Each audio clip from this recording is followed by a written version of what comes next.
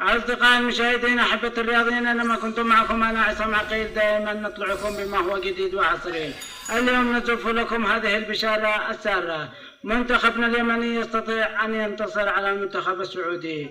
فلماذا انتصر هذا المنتخب ونحن نعرف أن المنتخب السعودي قوي؟ ليس هنالك قوي بعد اليوم. فإذا كان موجود المنتخب اليمني لا تخافوا على هذا المنتخب أمام المنتخب السعودي.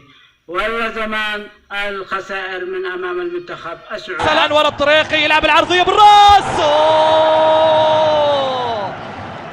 حذاري حذاري حذاري مع هذا التقدم من أصدقائي المشاهدين، استطاع المنتخب السعودي أن يلعب مباراة جيدة، ولكن أتى له غريم، والغريم هو منتخب اليمن. طبعا منتخبنا اليمني كان قويا وضيع فرص عديدة، ولكن في نهاية الشوط الثاني استطاع اللاعب محمد فضل عبر التمريرة من قبل اللاعب أيهم أن يرتقي إلى الكرة ويسكنها في الشباك برأسه على يمين الحارس السعودي. هذا كان ملخص للمباراة. فالذين يسألون لماذا لم تبث المباراة سأقول لكم لماذا. طبعا هنالك كان تحفظ من قبل الاتحاد اليمني والسعودي بأن هذه المباراة لا تبث، لأنه البطولة القادمة تبقى لها نصف شهر، وطبعا لا يريدون أن تكشف نقاط القوة ونقاط الضعف للمنتخبين. وطبعا هذه كانت نقطة إيجابية للاتحاد اليمني والسعودي،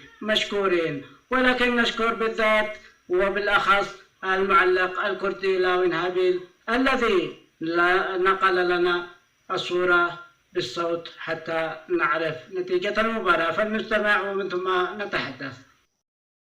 التقدم للمنتخب الوطني اليمني للناشئين والفوز الثمين على نظير المنتخب السعودي الأخضر السعودي في المواجهة الكبيرة التي جمعتهما في